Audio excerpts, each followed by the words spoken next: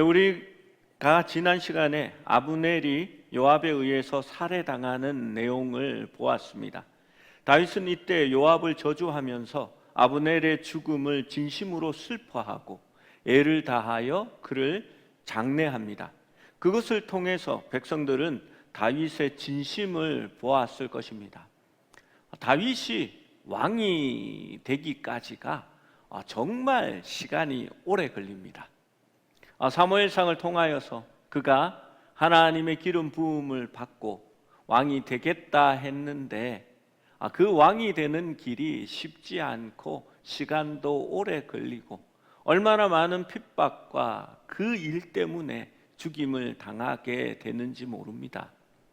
늘 그는 쫓기는 사람이 되고 정말 사냥감이 되어서 도망 다니는 그런 신세가 되어집니다.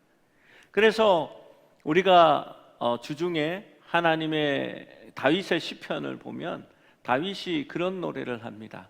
하나님은 어느 때까지니까, 어느 때까지니까. 여러분, 그 의미를 우리는 알고 있습니다. 정말 나의 고난의 정점이 어느 때까지 이르러야 끝이 나겠습니까? 라고 묻는 겁니다.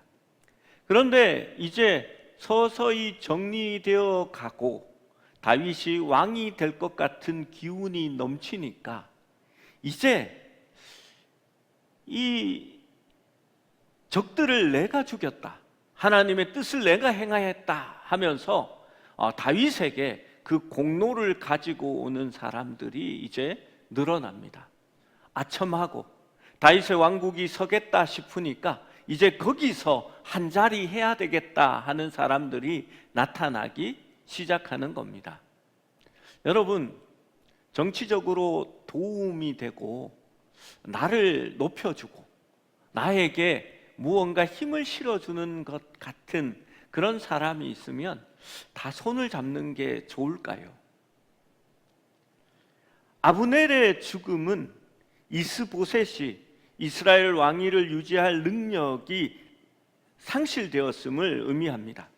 이제 남쪽 유다와 맞서 싸울 만한 조직적인 군사력을 이스보셋은 유지할 수 없게 되었습니다. 군사적 방어 능력을 상실한 이스보셋의 상황은 매우 취약한 상태가 되었고 스스로 전투를 수행할 수 없었던 이스보셋은 자기의 군대 장관 아브넬의 죽음에 손에 맥이 풀렸다라고 성경은 기록합니다. 그리고 온 이스라엘도 당황했습니다. 이제 전세가 기울었습니다.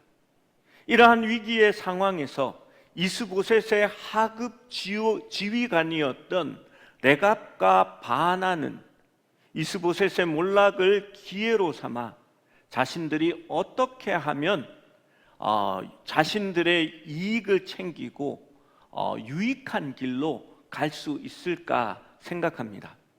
우리 사무엘하 4장 2절 3절 말씀을 함께 읽어봅니다. 시작. 사울의 아들 이스보셋에게 군 지휘관 두 사람이 있으니 한 사람은 이름은 바나요 한 사람의 이름은 레갑이라. 베냐민 족속 부에롯 사람 림몬의 아들들이더라. 부에롯도 베냐민 지파에 속하였으니 일찍이 부에롯 사람들이 깃다임으로 도망하여 오늘까지 거기에 우거함이더라. 이 바나와 레갑의 배경에 대하여 설명합니다. 여기에 군 지휘관이라고 할 때에 군대를 번역하는 히브리어 단어 거두드는 일반 군대가 아니라 약탈이나 침투 목적으로 만들어진 특수 부대를 의미합니다. 그래서 일반적인 군이라는 단어와 다른 단어를 사용하고 있습니다. 이 바나와 레갑은 베냐민 족속 부에롯 사람 림몬의 아들들이다라고 기록하고 있습니다. 여러분, 부에롯은 어디냐 하면 기드온에 있는 그 마을입니다. 이 부에롯은 속임수를 사용하여 여호수아 때에 이스라엘과 화평 조약을 맺었던 그 기브온에 속한 성읍입니다.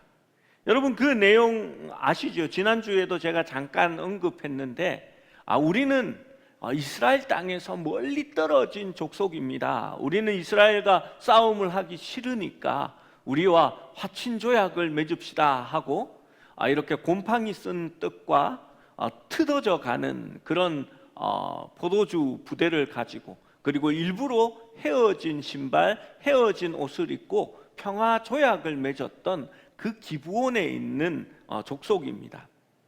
그런데 사울이 이 집권하면서부터 그 평화 조약을 지키지 않습니다.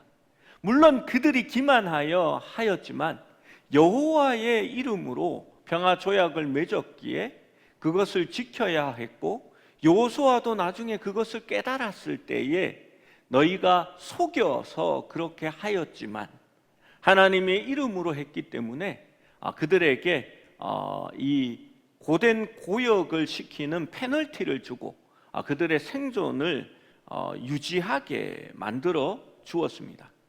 그런데 사울은 그렇게 하지 않았습니다. 가나안 정복기 시절에 그들 속에 있는 이방인들을 싫어해서 사울이 이를 탄압하였고, 사울이 부에롯을 정복하였을 때에 그곳 사람들은 깃다임으로 다 도망을 하게 되어집니다. 그때 부에롯이 비게 되자 이 찬스를 노린 사람들이 베냐민 족속 후예들이 그 부에롯에 정착하게 됩니다. 바로 그 사람들의 후손인 바나와 레갑이 이 사람들의 배경입니다. 그래서 이것을 상세하게 2절, 3절에 기록하고 있습니다. 그러면 계속해서 이 바나와 레갑에 대한 이야기가 진행되어야 되는데 갑자기 4절에 무비보셋에 대한 이야기가 끼어듭니다. 여러분 그 이유는 오늘 본문 말씀이 사울 왕가의 최후를 기록하기 때문입니다. 무비보셋은 다리를 절었는데 그의 유모가 사울과 요나단의 죽음의 소식을 듣고 5살 된 무비보셋을 안고 급히 도망하다가 떨어뜨려서 다리를 다치게 되고 절개되었다라고 말합니다. 여러분 고대 시대에 뼈가 부러지면 정형외과적인 수술은 할 수가 없어서 제대로 낫지 못하고 후유증이 남은 까닭입니다. 제가 친한 목사님 중에 한 분도 같이 산에 올라가는데 이 팔꿈치가 옆으로 이렇게 이상하게 이렇게 굽었더라고요. 그래서 제가 목사님 팔이 왜 그래요? 하니까 어릴 때 감나무에 올라가서 감을 따다가 이렇게 땅으로 떨어졌는데 그때 팔이 부러졌답니다. 그런데 과거에 시골에 팔 좀 이렇게 했다고 해서 이렇게 막 도시의 병원까지 가던 그런 시절은 아니어서 그냥 집에서 부목 하나 되고 그냥 이렇게 시간이 지났더니 뼈가 잘못 붙어서 이렇게 됐다고 이야기를 합니다. 지금 이렇게 가면 뼈를 다시 잘라내고 이렇게 각도를 맞춰서 붙일 수 있다고 하는데 아프지 않는데 굳이 그렇게 해야 되나 해서 좀 보기 싫은 채로 그냥 다닌다라는 얘기를 했습니다. 여러분 왜 이 다리를 다친 것을 이렇게 상세하게 기록했을까요? 고대의 왕은 제사장들과 비슷하게 몸에 결함이 있거나 흠이 있으면 왕이 되지 못했습니다. 이 구절은 이제 이스보셋이 왕자에서 물러나면 이제 사울의 왕가에서는 적통으로 왕이 될 사람이 없다라는 사실을 알려주기 위해서 4절에 이 말씀을 끼워놓고 있는 겁니다. 이 바나와 레갑이 마하나임에 있는 이스보셋의 왕궁으로 밀을 구하러 왔다는 구실로 제재 없이 왕궁에 들어가게 됩니다. 그리고 이스보셋의 집에 들어갔을 때에 이스보셋이 침대에 누워 낮잠을 자고 있었습니다. 그들은 침실로 들어가 성경에 쳐 죽였다라고 얘기했는데 칼로 쳐 죽였다라는 의미입니다. 그리고 잔인하게도 그의 머리를 베어내고 그 머리를 들고 밤새도록 아라바 길로 이동하여 헤브론에 있는 다윗에게로 향하였습니다. 8절의 말씀을 함께 읽어봅니다. 8절입니다. 시작. 헤브론에 이르러 다윗 왕에게 이스보셋의 머리를 들이며 아뢰되 왕의 생명을 해하려 하던 원수 사울의 아들 이스보셋의 머리가 여기 있나이다. 여호와께서 오늘 우리 주 대신 왕의 원수를 사울과 그의 자손에게 갚으셨나이다 하니, 이들은 이스보셋의 머리를 들고 당당하게 다윗에게 가서 여호와께서 오늘 우리 주 대신 왕의 원수를 사울과 그의 자손에게 갚으셨나이다 라고 말합니다. 여러분, 이게 상상을 해보면요, 보통 일이 아닙니다.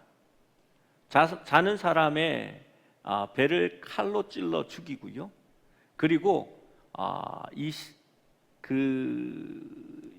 시체를 훼손해서 머리를 잘라낸 겁니다. 그리고 그 머리를 아마 머리카락을 들고 이렇게 피가 툭툭 떨어지는 채로 밤새 아라바 길로 향해서 이 헤브론에 있는 다윗에게 그 머리를 가져온 겁니다. 여러분, 사람 머리가 몸에 붙어 있을 때 사람 머리지 따로 그렇게 되면 보통 잔인한 그런 상황이 아닙니다. 그리고 그것을 다윗에게 내밀면서 하나님이 이렇게 하셨다라고 이야기하고 있는 겁니다. 그들은 자신들이 하나님의 대리인으로 복수를 수행하였다라고 말하고 있는 겁니다. 그들은 실제로는 사악하고 제약된 행위를 하나님께 돌리고 있는 겁니다. 의심할 여지 없이 그들은 이스라엘 왕자의 경쟁자를 제거한 그 성공에 대해 상당한 보상이 있을 것이라고 그 보상을 기다리며 그렇게 행한 것입니다. 사실 바나와 레갑이 자신들의 왕인 이스보셋을 죽인 동기는 사실 무너진 것이나 다름없는 북쪽 왕국을 버리고 이제 새롭게 일어날 다윗 정권에 투신하여 한 자리를 보상받기 위함입니다. 이것은 하나님의 심판도 아니고 하나님이 다윗을 생각해서 그렇게 하라고 명령하신 것도 아닙니다. 그들은 아브넬처럼 이스보셋에게 자신의 나라에 불충한 사람들이었습니다. 그들은 신의를 저버렸고 하나님을 두려워하지도 않고 오직 자신의 안위만을 생각하는 사람들입니다. 마침 오늘 아침 큐티 본문이 다윗의 노래입니다. 여호와여 주의 장막에 머무를 자 누구 오며 주의 성산에 사는 자 누구 오니까. 바로 하나님의 공동체, 그 하나님의 성산에 세워질 함께 할 사람이 누군가를 노래하는 겁니다. 그리고 15편 4절에 이렇게 말씀합니다. 그의 눈은 망령된 자를 멸시하며 여호와를 두려워하는 자들을 존대하며 그의 마음에 서원한 것은 해로울지라도 변하지 아니하며. 여러분, 바나와 레갑을 생각해 보십시오. 이들은 여호와 하나님을 두려워하지 않습니다. 자신들의 욕망을 하나님의 이름으로 감춥니다. 그들은 왕을 섬기겠다라고 신하로서 분명히 서원했을 것입니다. 그런데 자기의 유익을 위하여 신의를 저버리고 왕을 죽여버린 사람입니다. 지금 다윗을 통하여 세우실 하나님의 나라는 이런 사람을 요구하지 않으며 이런 사람들은 주의 장막에 머무를 자가 아니다라고 다윗은 노래한 것입니다. 다윗은 9절에 하나님께서 살아계심을 두고 맹세합니다. 그리고 10절에 다윗이 이전에 사울을 죽였다고 거짓말한 아말렉 사람을 언급합니다. 10절 말씀을 함께 읽어봅니다. 시작. 전에 사람이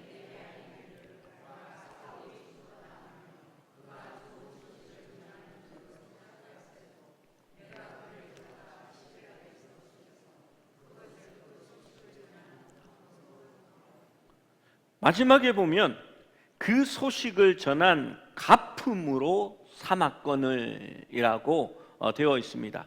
우리 한글 성경의 번역에는 그렇게 되어 있는데 새번역 성경이나 영어 성경은 이것을 보상이라는 단어, 리워드라는 단어를 사용합니다. 다윗은 그들의 속을 알고 있었습니다.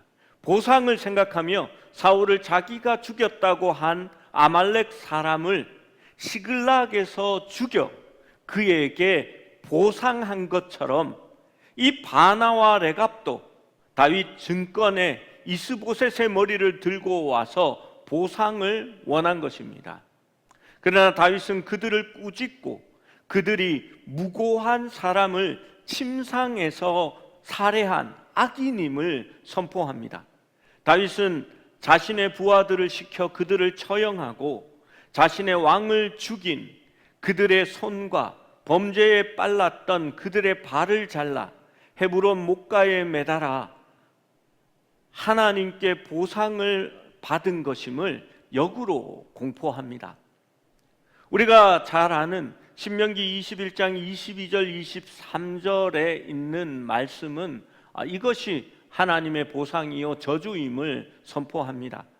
사람이 만일 죽을 죄를 범함으로 내가 그를 죽여 나무 위에 달거든 그 시체를 나무 위에 밤새도록 두지 말고 그날에 장사하여 내 하나님 여호와께서 내게 기업으로 주시는 땅을 더럽히지 말라. 나무에 달린 자는 하나님께 저주를 받았음이니라. 이들의 손과 이들의 발을 잘라서 나무 위에 매단 것은 이들이 하나님의 명령으로 하나님의 뜻으로 이스보셋을 죽인 것이 아니라 그들이 그렇게 말한 범죄를 통하여서 하나님께서 그들을 저주하심으로 죽었다라는 것을 선포합니다. 여러분, 우리가 예수님이 십자가에 죽으신 것에 있어서 그 십자가의 형틀을 이렇게 상당한 의미를 둡니다. 그런데 실제로는 그 십자가는 나무로 만들어진 것이고 나무 위에 달려 죽은 자는 하나님께 저주를 받은 것이다 라는 것을 선포합니다. 즉 우리 예수님께서 나무에 달려 죽으신 것은 우리의 죄로 인한 하나님의 저주를 지신 것이다 라는 것을 율법으로 말한 것을 하나님이 드러내신 것입니다.